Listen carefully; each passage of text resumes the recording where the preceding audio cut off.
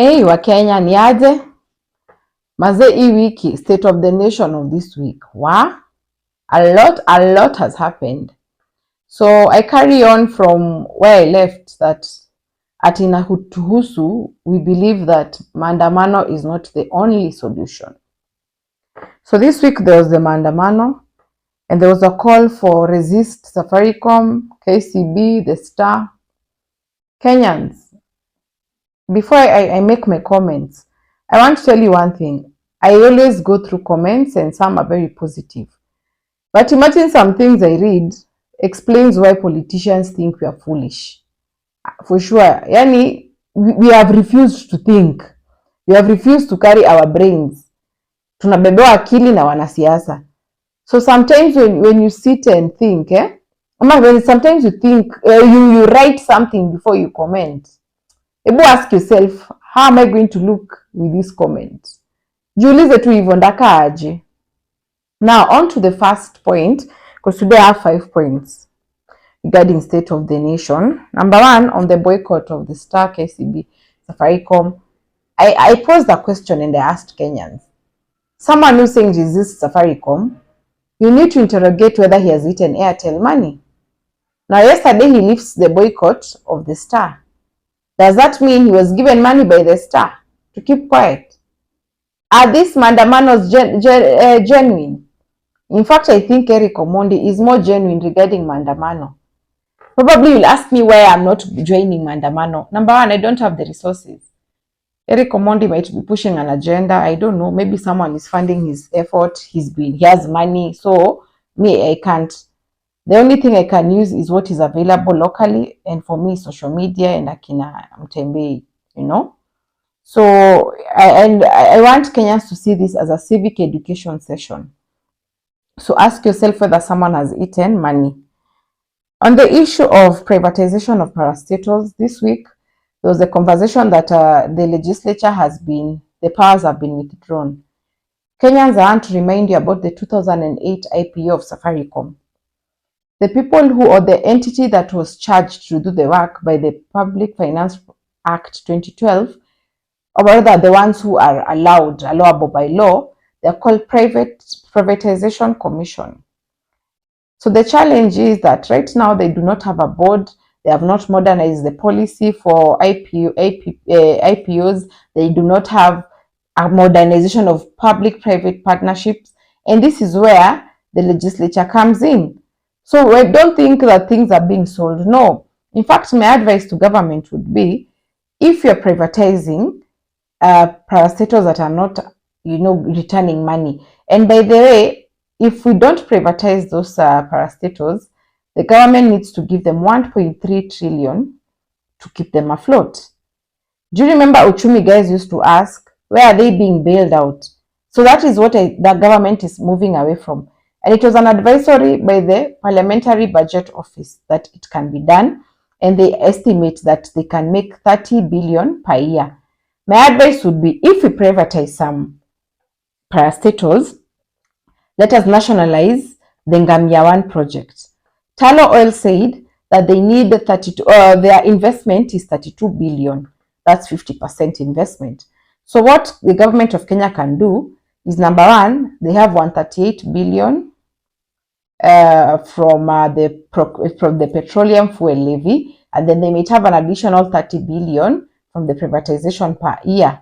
So let's then nationalize the Ngamia 1 project to make it Kenyan fuel by Kenyans for Kenyans. That is my advice.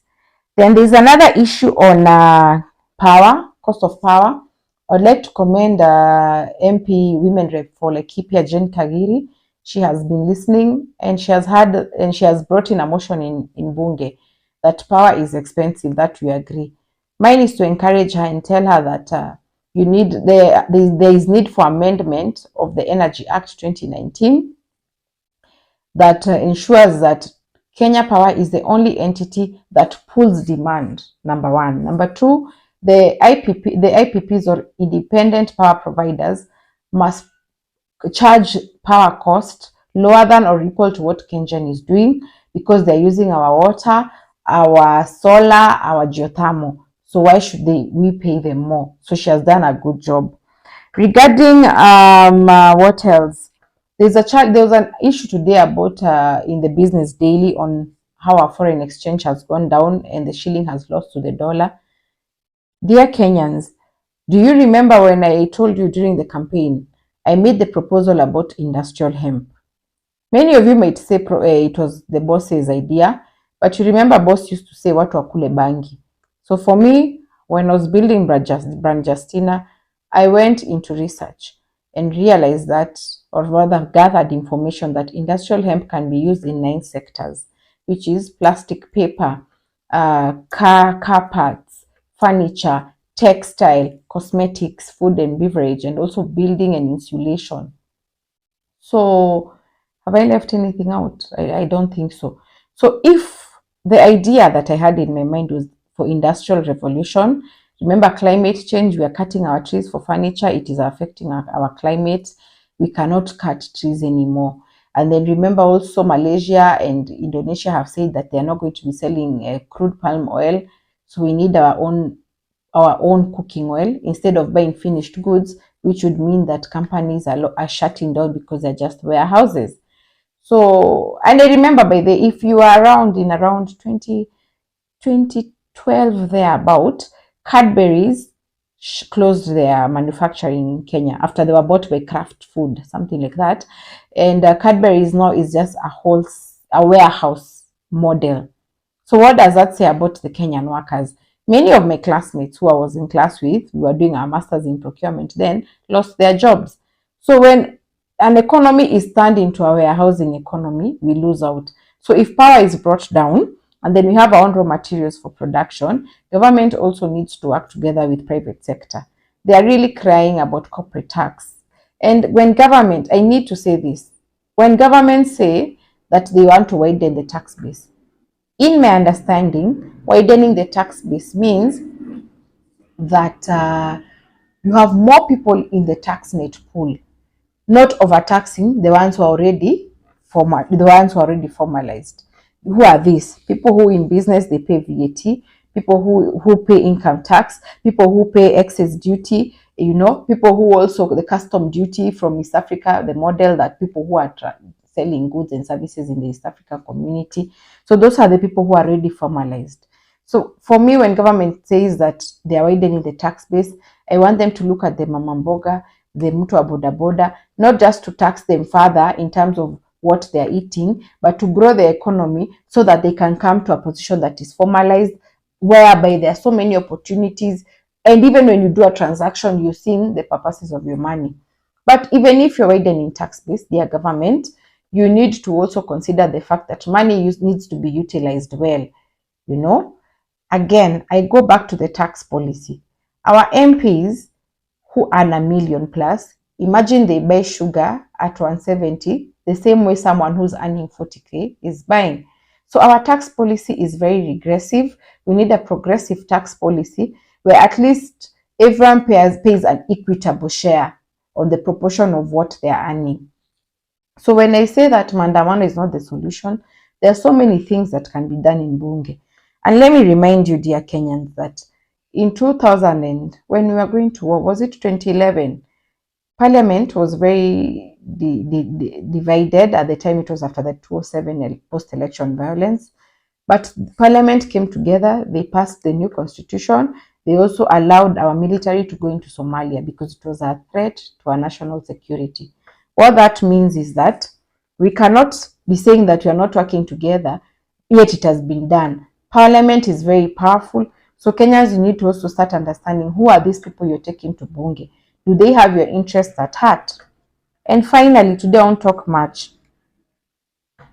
Kenyans, if you Google today, the average age of Kenyans is 19.1 years.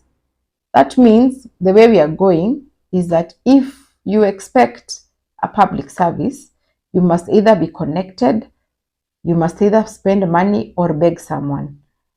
As a Kenyan who loves their country, is it okay to be paying someone to get a public service? I want us to start having the conversation of moving away from human interventions, even the pending bills in counties and national government. Imagine you're paid that bill because you know someone. Do you know that? But what if we had a system whereby these bills, it's dated by, it's using dates. The older the bill, the first people to be paid.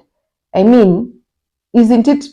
I want us to start embracing systems, information technology. Let's start avoiding, ama even on the roads. You saw a cop, kuna polisi alikanyagwa kule Mombasa. Someone was so bitter they did what they did. And I don't know how that story has gone. But is it a right for police to enter your car? What if we had robots on the road? You know, something called, instead of calling them Sophia, we call them Kenyares. We have a Kenyares on the road that is marking and identifying the mistakes. If your tires, if your number plate, if you're running, if your insurance, you know, those Kenyares robots can do that. Artificial intelligence is here with us to avoid the conflict. And even cops need to start doing other things like law and order, but not being a traffic cop on the road. So me, when I sit here as part of Inatuhusu movement, we say that one, you do not need to be connected, you don't need to know anyone, you do not need to bribe anyone to get a public service. That is what we are doing at Inatuhusu. We are also looking at the options we have. Do we have to have Mandamano as conflict, or all this can be done in Bunge? Inatuhusu movement is telling Kenyans that you work so hard, it is only that the environment is not conducive. All we need is systems. So when I tell you that the average age of a Kenyan is 19 years, you as a parent who is paying school fees, I know you spend so much money in private schools, but your child never gets a job. Are we moving in the right direction, or we are moving in the direction of doom? So today on the State of the Nation, I insist that there are other things that we can do. We can use artificial intelligence to move away from conflict.